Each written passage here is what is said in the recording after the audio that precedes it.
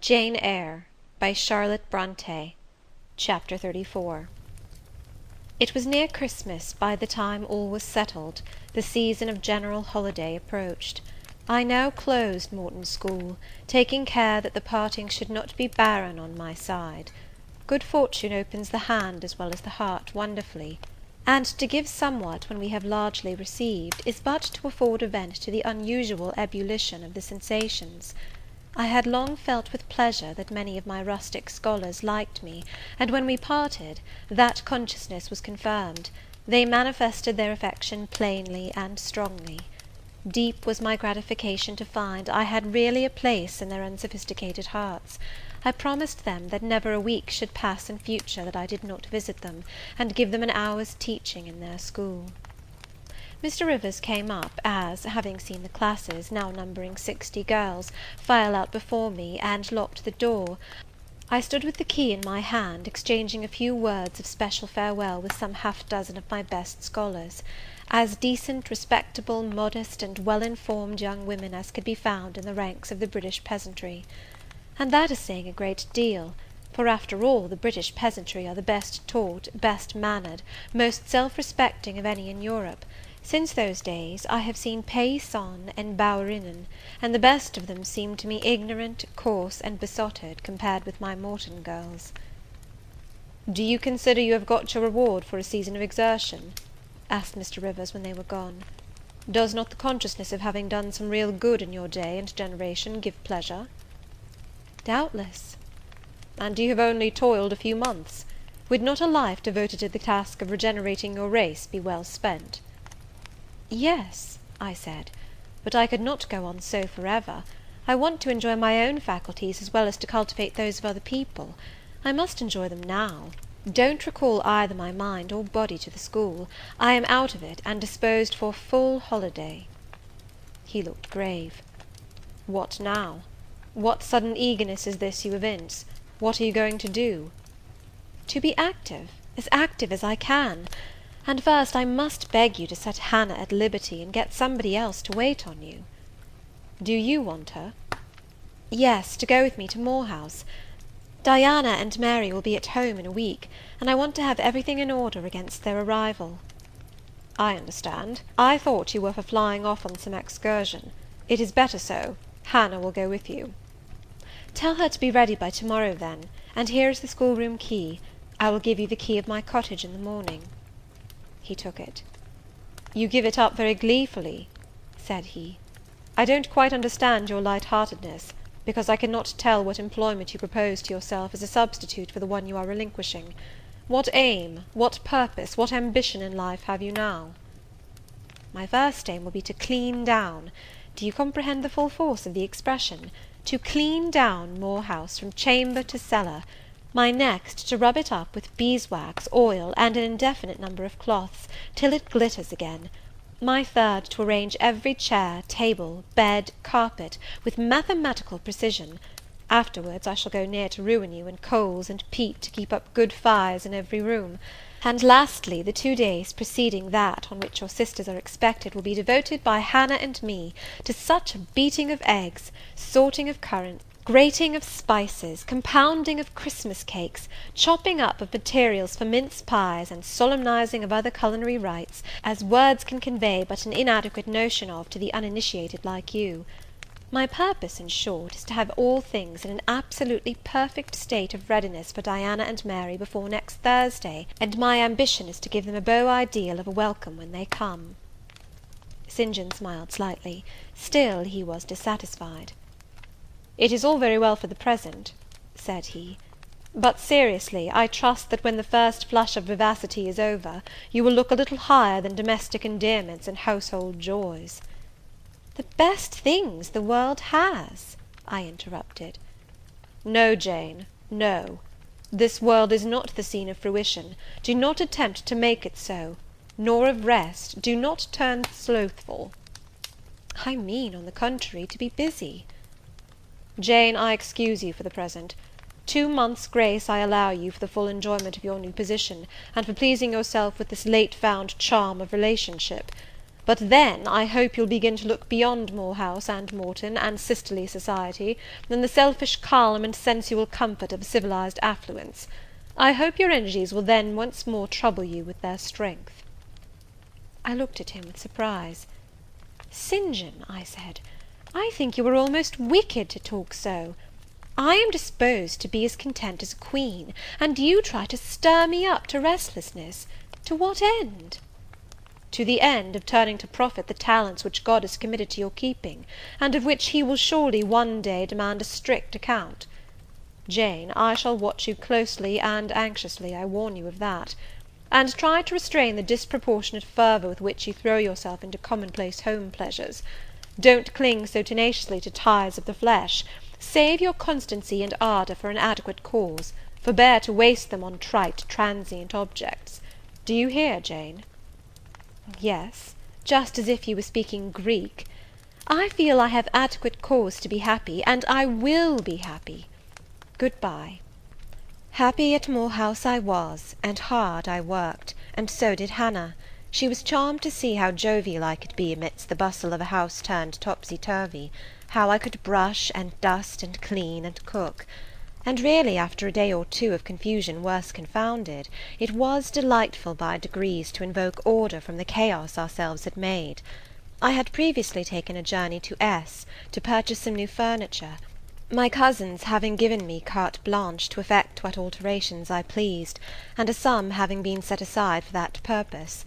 The ordinary sitting-room and bedrooms I left much as they were, for I knew Diana and Mary would derive more pleasure from seeing again the old homely tables and chairs and beds, than from the spectacle of the smartest innovations. Still, some novelty was necessary, to give to their return the piquancy with which I wished it to be invested. Dark handsome new carpets and curtains, an arrangement of some carefully selected antique ornaments in porcelain and bronze, new coverings and mirrors and dressing cases for the toilet tables, answered the end. They looked fresh without being glaring. A spare parlour and bedroom I refurnished entirely, with old mahogany and crimson upholstery. I laid canvas on the passage and carpets on the stairs. When all was finished, I thought Moor House as complete a model of bright, modest snugness within, as it was, at this season, a specimen of wintry waste and desert dreariness without. The eventful Thursday at length came. They were expected about dark, and ere dusk fires were lit upstairs and below. The kitchen was in perfect trim, Hannah and I were dressed, and all was in readiness. St. John arrived first. I had entreated him to keep quite clear of the house till everything was arranged, and indeed the bare idea of the commotion, at once sordid and trivial, going on within its walls sufficed to scare him to estrangement. He found me in the kitchen, watching the progress of certain cakes for tea, then baking.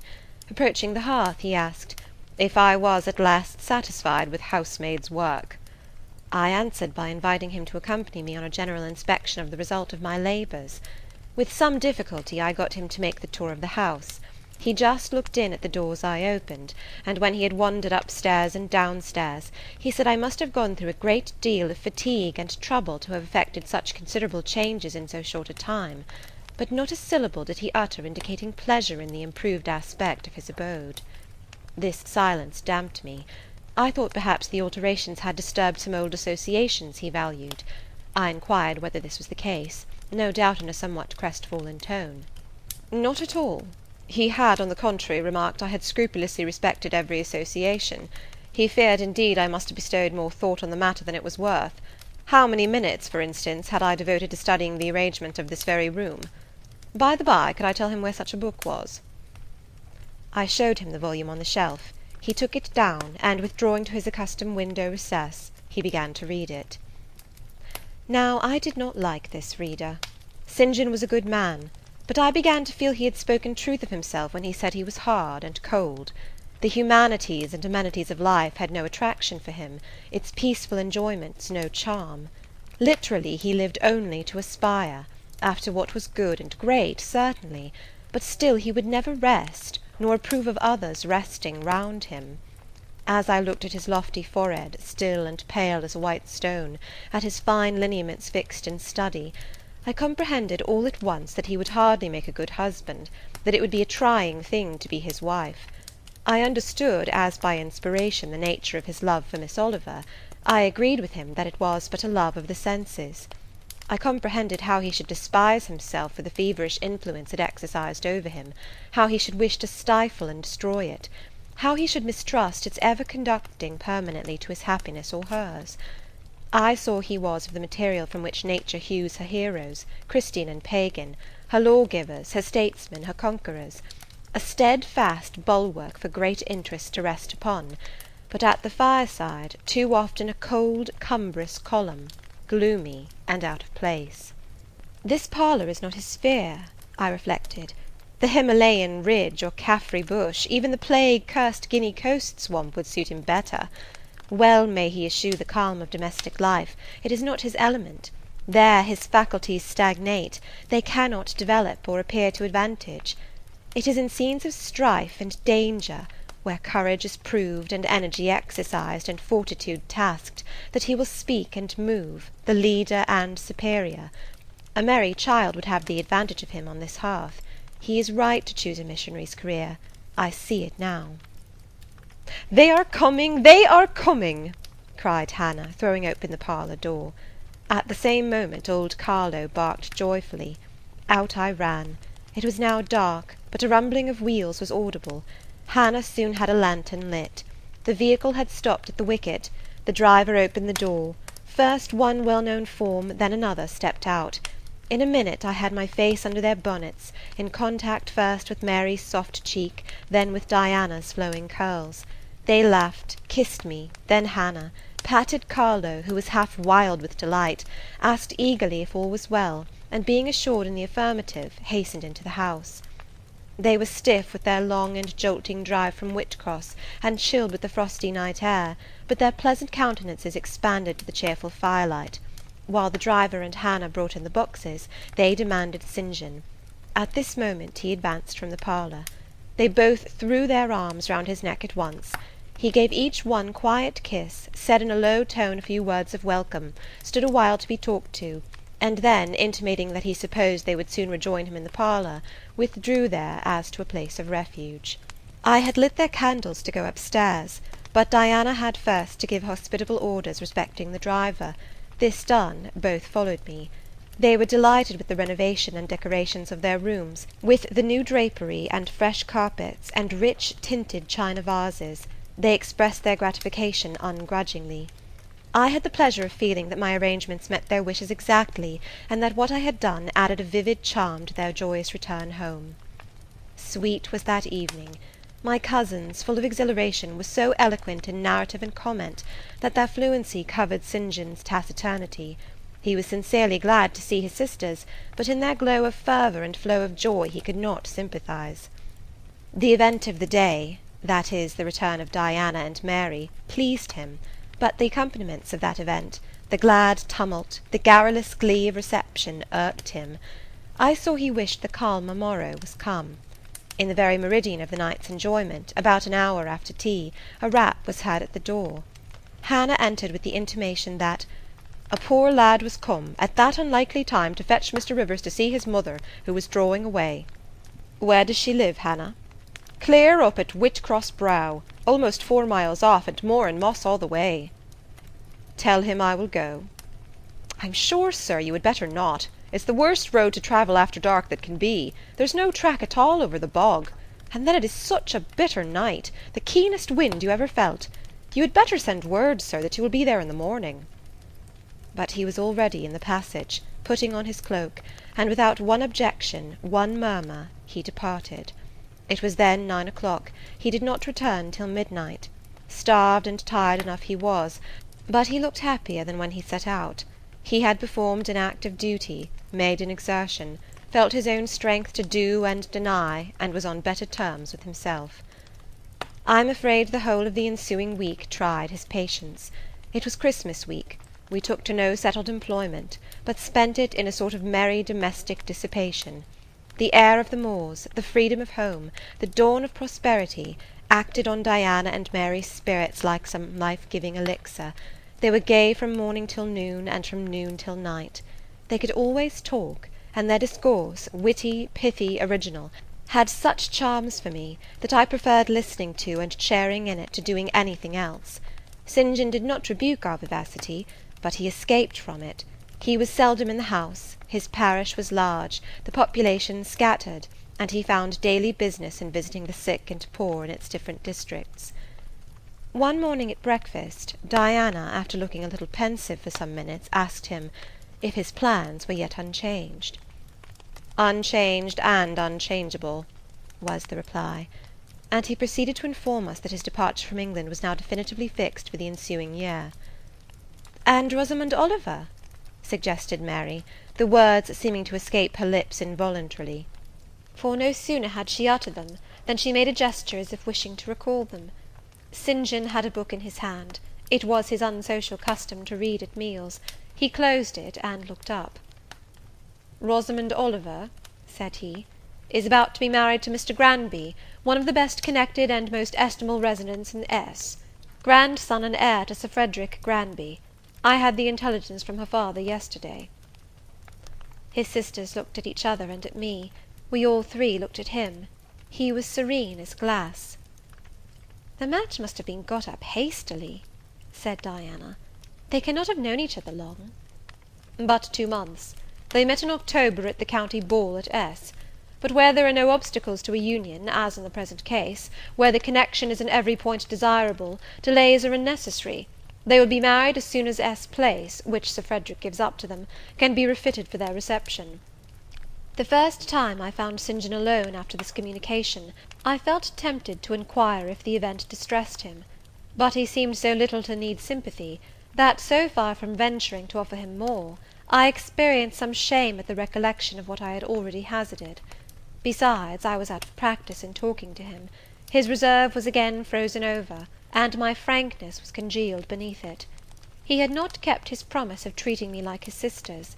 He continually made little chilling differences between us, which did not at all tend to the development of cordiality.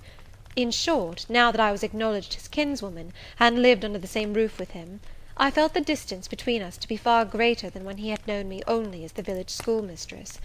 When I remembered how far I had once been admitted to his confidence, I could hardly comprehend his present frigidity. Such being the case, I felt not a little surprised when he raised his head suddenly from the desk over which he was stooping, and said, "You see, Jane, the battle is fought, and the victory won." Startled at being thus addressed, I did not immediately reply. After a moment's hesitation, I answered, "But are you sure you are not in the position of those conquerors whose triumphs have cost them too dear? Would not such another ruin you?" "I think not; and if I were, it does not much signify. I shall never be called upon to contend for such another. The event of the conflict is decisive. My way is now clear. I thank God for it." So saying, he returned to his papers and his silence. As our mutual happiness, i.e. Diana's, Mary's, and mine, settled into a quieter character, and we resumed our usual habits and regular studies, St. John stayed more at home. He sat with us in the same room, sometimes for hours together. While Mary drew, Diana pursued a course of encyclopedic reading she had, to my awe and amazement, undertaken, and I fagged away at German. He pondered a mystic lore of his own, that of some Eastern tongue, the acquisition of which he thought necessary to his plans. Thus engaged, he appeared, sitting in his own recess, quiet and absorbed enough; but that blue eye of his had a habit of leaving the outlandish-looking grammar, and wandering over, and sometimes fixing upon us, his fellow students, with a curious intensity of observation. If caught, it would be instantly withdrawn, yet ever and anon it returned searchingly to our table. I wondered what it meant. I wondered, too, at the punctual satisfaction he never failed to exhibit on an occasion that seemed to me of small moment, namely, my weekly visit to Morton School; and still more was I puzzled, when, if the day was unfavourable, if there was snow, or rain, or high wind, and his sisters urged me not to go, he would invariably make light of their solicitude, and encourage me to accomplish the task without regard to the elements. "Jane is not such a weakling as you would make her," he would say. "She can bear a mountain blast, or a shower, or a few flakes of snow, as well as any of us. Her constitution is both sound and elastic, better calculated to endure variations of climate than many more robust." and when I returned, sometimes a good deal tired, and not a little weather-beaten, I never dared complain, because I saw that to murmur would be to vex him. On all occasions fortitude pleased him; the reverse was a special annoyance. One afternoon, however, I got leave to stay at home, because I really had a cold. His sisters were gone to Morton in my stead. I sat reading Schiller, he deciphering his crabbed oriental scrolls. As I exchanged a translation for an exercise, I happened to look his way. There I found myself under the influence of the ever-watchful blue eye. How long it had been searching me through, and over, I cannot tell. So keen was it, and yet so cold, I felt for the moment superstitious, as if I was sitting in the room with something uncanny. "Jane, what are you doing?" "Learning German." "I want you to give up German, and learn Hindostani." "You are not in earnest?" "In such earnest that I must have it so, and I will tell you why." He then went on to explain that Hindostani was the language he was himself at present studying; that as he advanced he was apt to forget the commencement; that it would assist him greatly to have a pupil with whom he might again and again go over the elements, and so fix them thoroughly in his mind, that his choice had hovered for some time between me and his sisters; but that he had fixed on me because he saw I could sit at the task the longest of the three. Would I do him this favour? I should not, perhaps, have to make the sacrifice long, as it wanted now barely 3 months to his departure. St. John was not a man to be lightly refused. You felt that every impression made on him, either for pain or pleasure, was deep-graved and permanent. I consented. When Diana and Mary returned, the former found her scholar transferred from her to her brother. She laughed, and both she and Mary agreed that St. John should never have persuaded them to such a step. He answered quietly, "I know it." I found him a very patient, very forbearing, and yet an exacting master.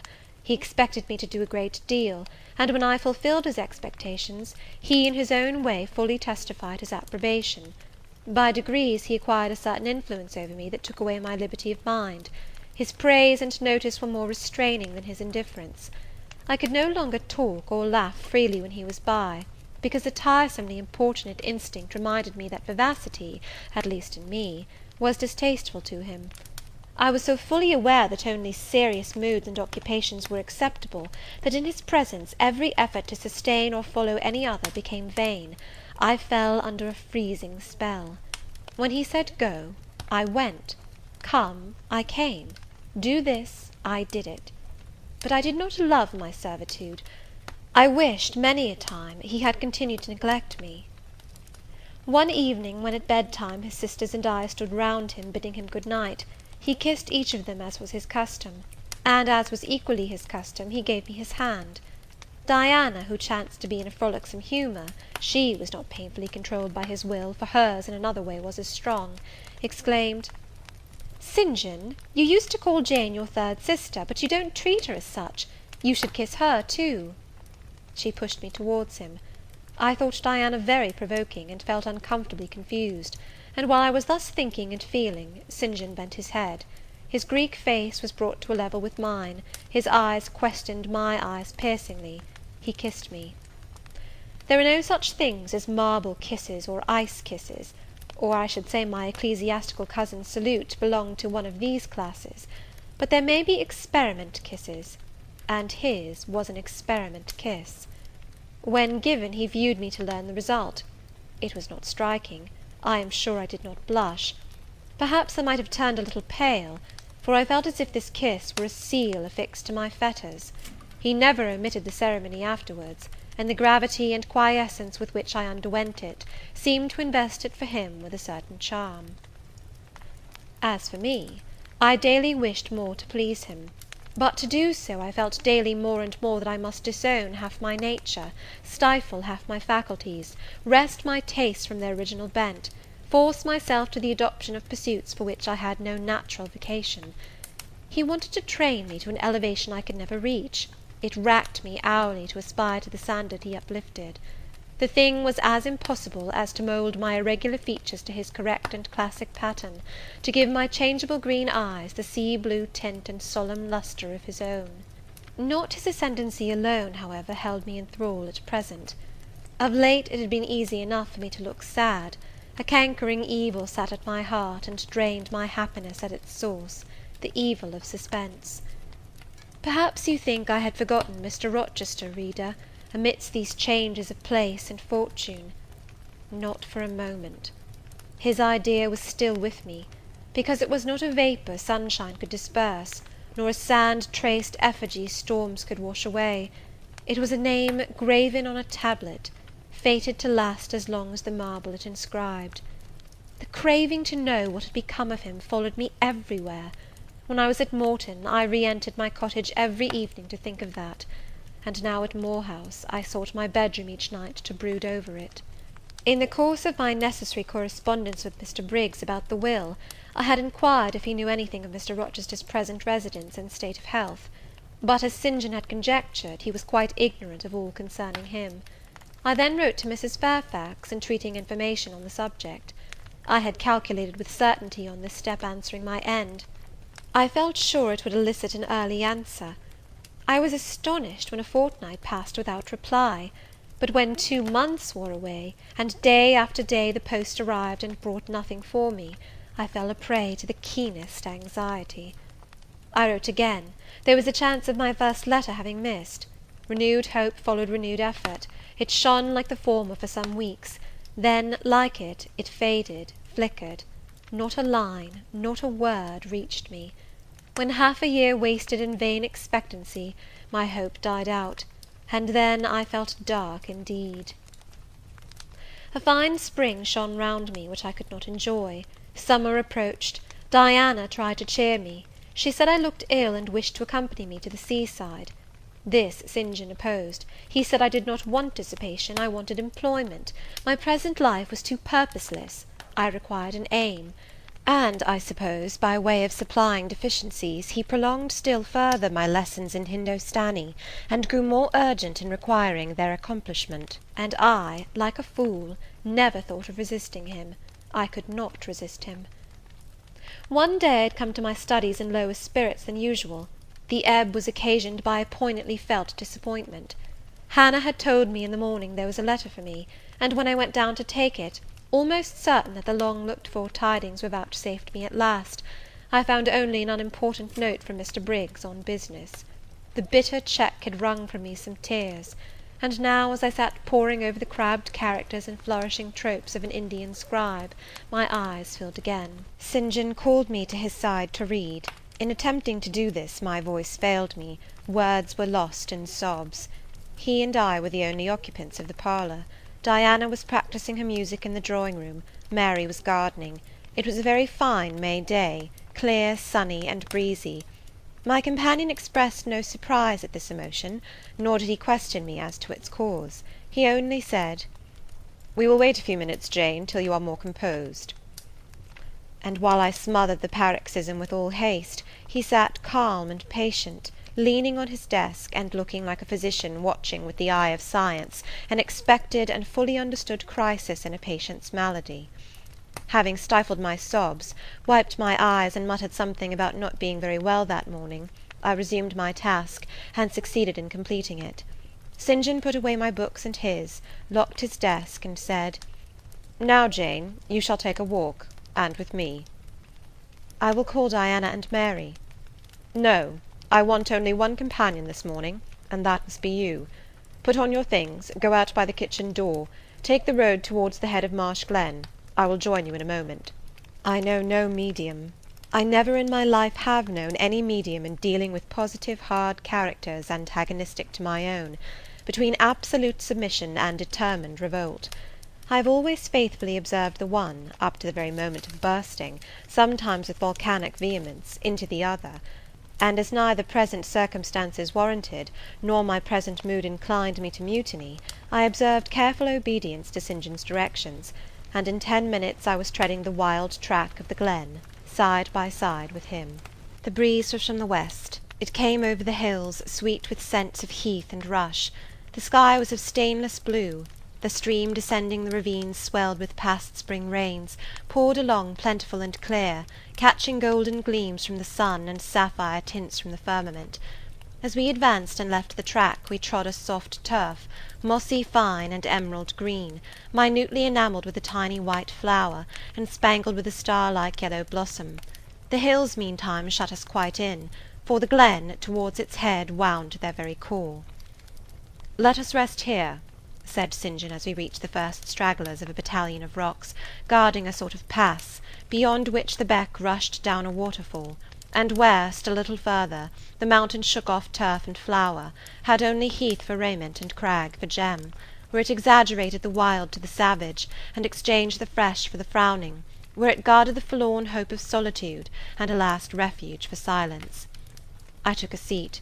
St. John stood near me. He looked up the pass and down the hollow.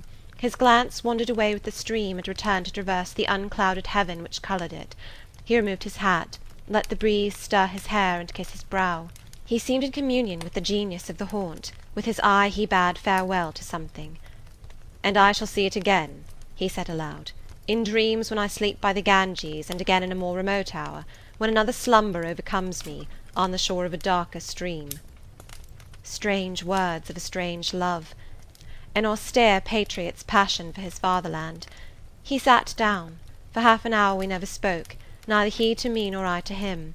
That interval past, he recommenced. "Jane, I go in 6 weeks. I have taken my berth in an East Indiaman which sails on the 20th of June. "God will protect you, for you have undertaken his work," I answered.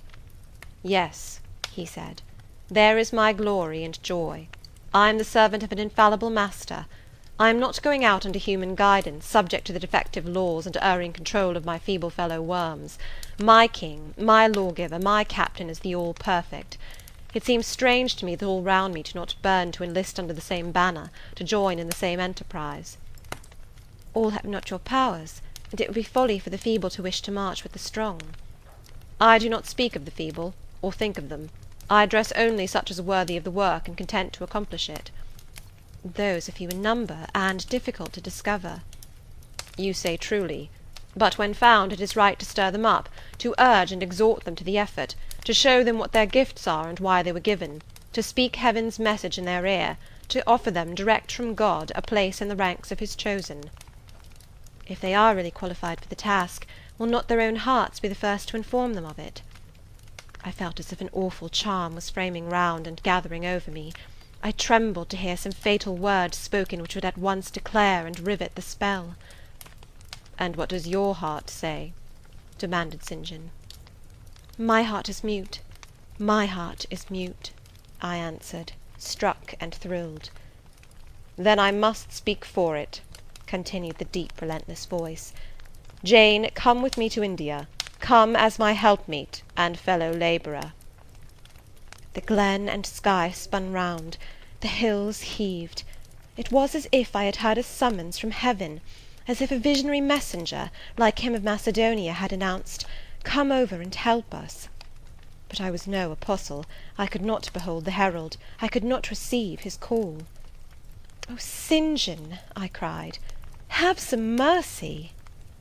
I appealed to one who, in the discharge of what he believed his duty, knew neither mercy nor remorse. He continued, "God and nature intended you for a missionary's wife.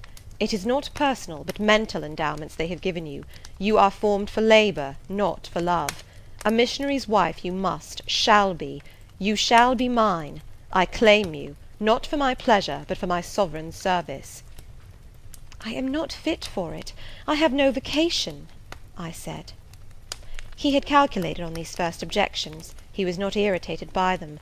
Indeed, as he leaned back against the crag behind him, folded his arms on his chest, and fixed his countenance, I saw he was prepared for a long and trying opposition, and had taken in a stock of patience to last him to its close, resolved, however, that that close should be conquest for him.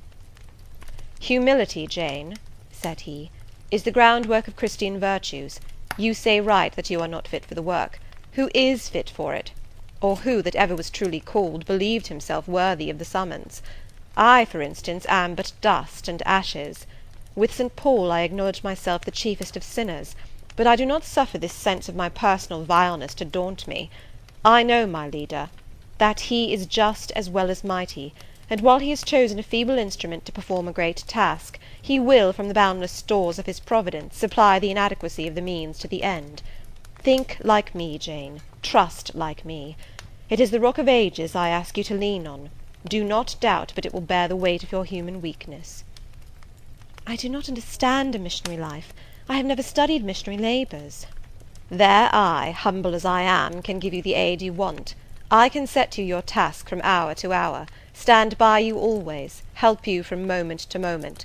This I could do in the beginning. Soon, for I know your powers, you would be as strong and apt as myself, and would not require my help." "But my powers, where are they for this undertaking? I do not feel them. Nothing speaks or stirs in me while you talk. I am sensible of no light kindling, no life quickening, no voice counselling or cheering.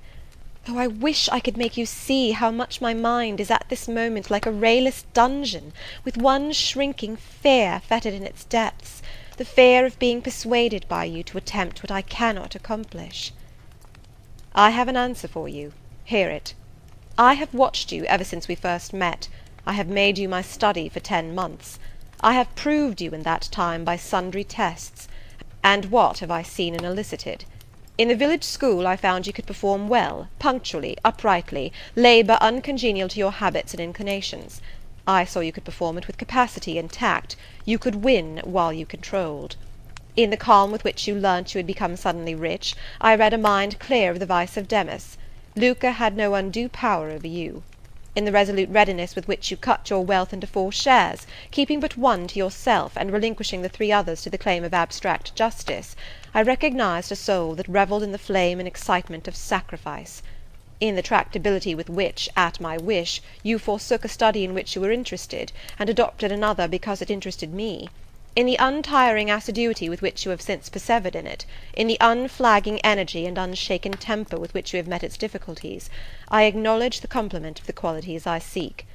Jane, you are docile, diligent, disinterested, faithful, constant, and courageous, very gentle and very heroic. Cease to mistrust yourself. I can trust you unreservedly. As a conductress of Indian schools and a helper amongst Indian women, your assistance will be to me invaluable." My iron shroud contracted round me. Persuasion advanced with slow, sure step. Shut my eyes as I would, these last words of his succeeded in making the way, which had seemed blocked up, comparatively clear. My work, which had appeared so vague, so hopelessly diffuse, condensed itself as he proceeded, and assumed a definite form under his shaping hand. He waited for an answer. I demanded a quarter of an hour to think before I again hazarded a reply. "Very willingly," he rejoined; and rising, he strode a little distance up the pass, threw himself down on a swell of heath, and there lay still. I can do what he wants me to do. I am forced to see and acknowledge that, I meditated. That is, if life be spared me. But I feel mine is not the existence to be long protracted under an Indian sun. What then? He does not care for that. When my time came to die, he would resign me, in all serenity and sanctity, to the God who gave me. The case is very plain before me. In leaving England I should leave a loved but empty land. Mr. Rochester is not there, and if he were, what is, and what can that ever be to me? My business is to live without him now. Nothing so absurd, so weak as to drag on from day to day as if I were waiting some impossible change in circumstances which might reunite me to him. Of course, as St. John once said, I must seek another interest in life to replace the one lost. Is not the occupation he now offers me truly the most glorious man can adopt or God assign? Is it not, by its noble cares and sublime results, the one best calculated to fill the void left by uptorn affections and demolished hopes? I believe I must say yes, and yet I shudder. Alas, if I join St. John, I abandon half myself. If I go to India, I go to premature death. And how will the interval between leaving England for India, and India for the grave, be filled? Oh, I know well. That, too, is very clear to my vision. By straining to satisfy St. John till my sinews ache, I shall satisfy him, to the finest central point and farthest outward circle of his expectations. If I do go with him, if I do make the sacrifice he urges, I will make it absolutely. I will throw all on the altar. heart, vitals, the entire victim. He will never love me, but he shall approve me. I will show him energies he has not yet seen, resources he has never suspected. Yes, I can work as hard as he can, and with as little grudging. Consent, then, to his demand is possible, but for one item, one dreadful item. It is that he asks me to be his wife, and has no more of a husband's heart for me than that frowning giant of a rock down which the stream is foaming in yonder gorge. He prizes me as a soldier would a good weapon, and that is all. Unmarried to him, this would never grieve me. But can I let him complete his calculations, coolly put into practice his plans, go through the wedding ceremony?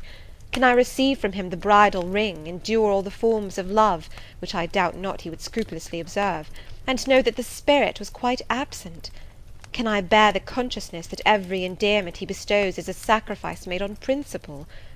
No, such a martyrdom would be monstrous. I will never undergo it. As his sister I might accompany him, not as his wife. I will tell him so.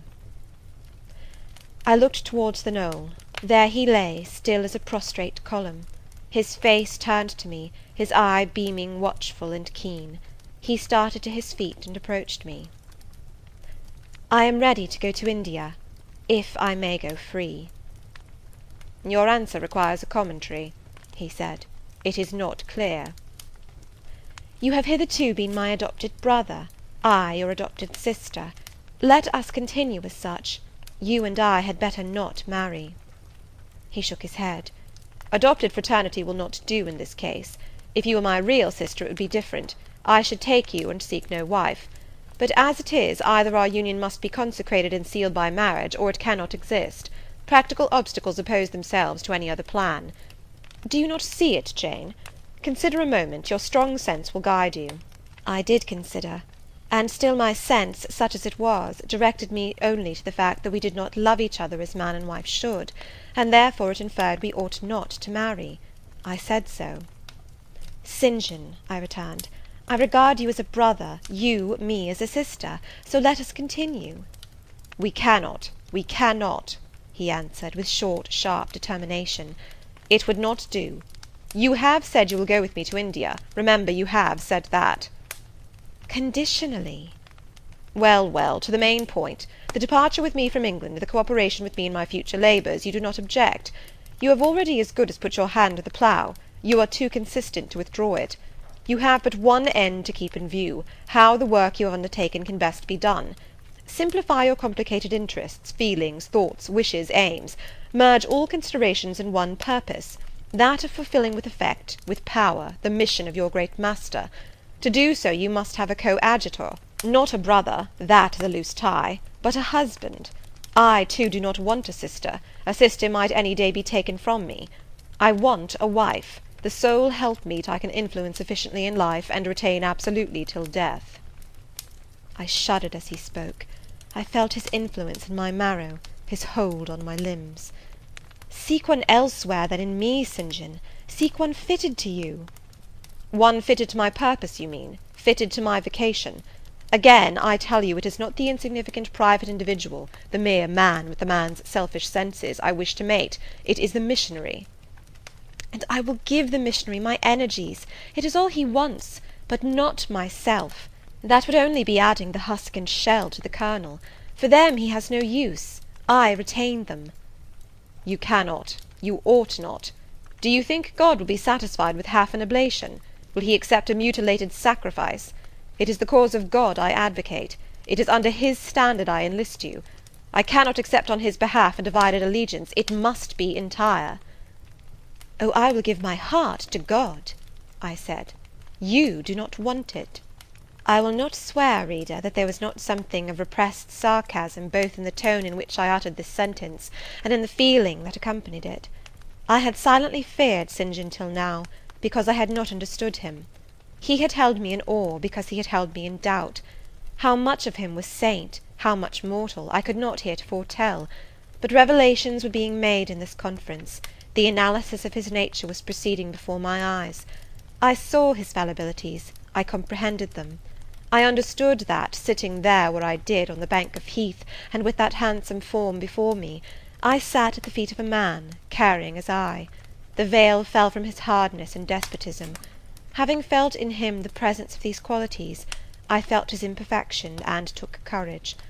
I was with an equal, one with whom I might argue, one whom, if I saw good, I might resist. He was silent after I had uttered the last sentence, and I presently risked an upward glance at his countenance. His eye, bent on me, expressed at once stern surprise and keen inquiry. Is she sarcastic, and sarcastic to me? It seemed to say. What does this signify? Do not let us forget that this is a solemn matter, he said ere long, one of which we may neither think nor talk lightly without sin. I trust, Jane, you are in earnest when you say you will serve your heart to God. It is all I want. Once wrench your heart from man, and fix it on your Maker. The advancement of that Maker's spiritual kingdom on earth will be your chief delight and endeavour. You will be ready to do at once whatever furthers that end. You will see what impetus would be given to your efforts and mine by our physical and mental union in marriage. The only union that gives a character of permanent conformity to the destinies and designs of human beings, and passing over all minor caprices, all trivial difficulties and delicacies of feeling, all scruple about the degree, kind, strength, or tenderness of mere personal inclination, you will hasten to enter into that union at once.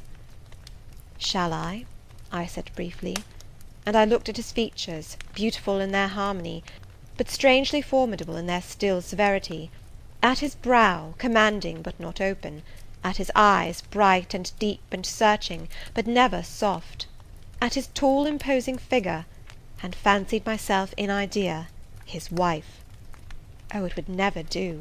As his curate, his comrade, all would be right.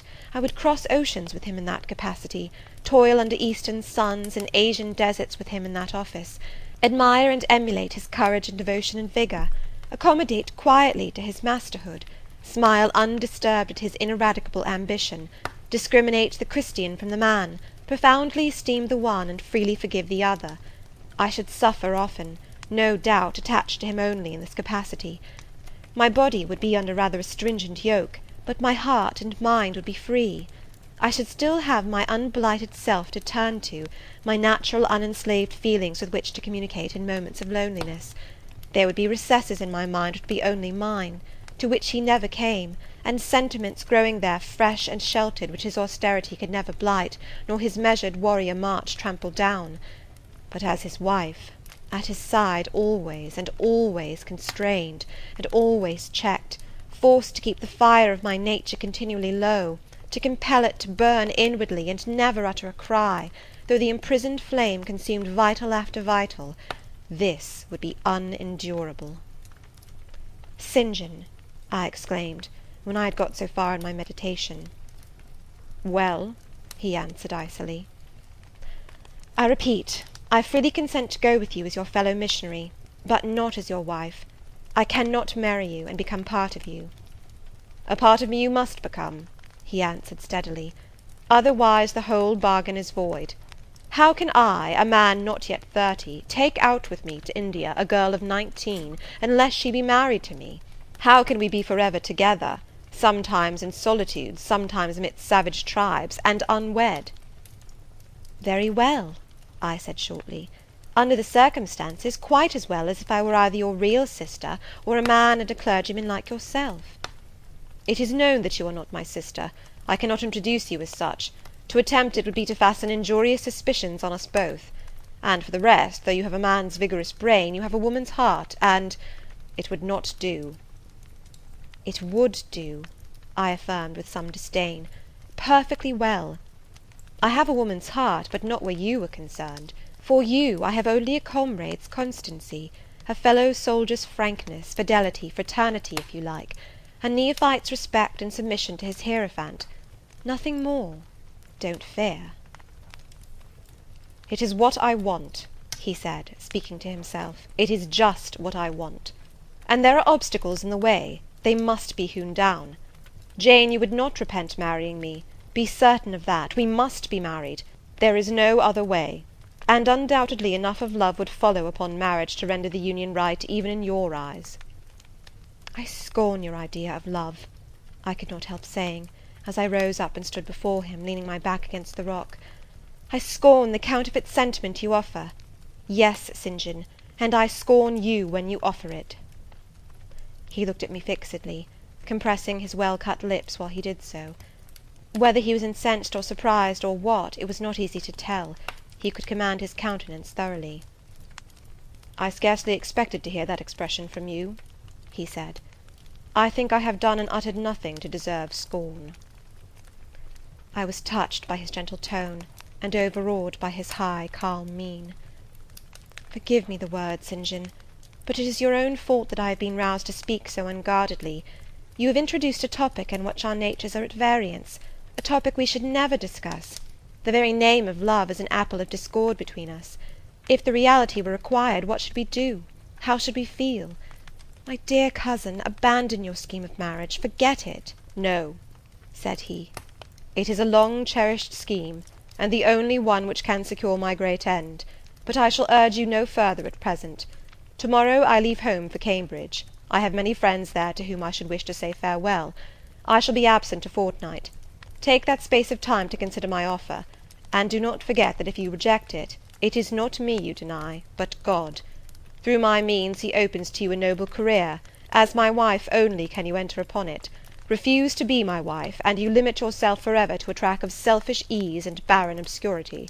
Tremble lest in that case you should be numbered with those who have denied the faith, and are worse than infidels." He had done. Turning from me, he once more looked to river, looked to hill.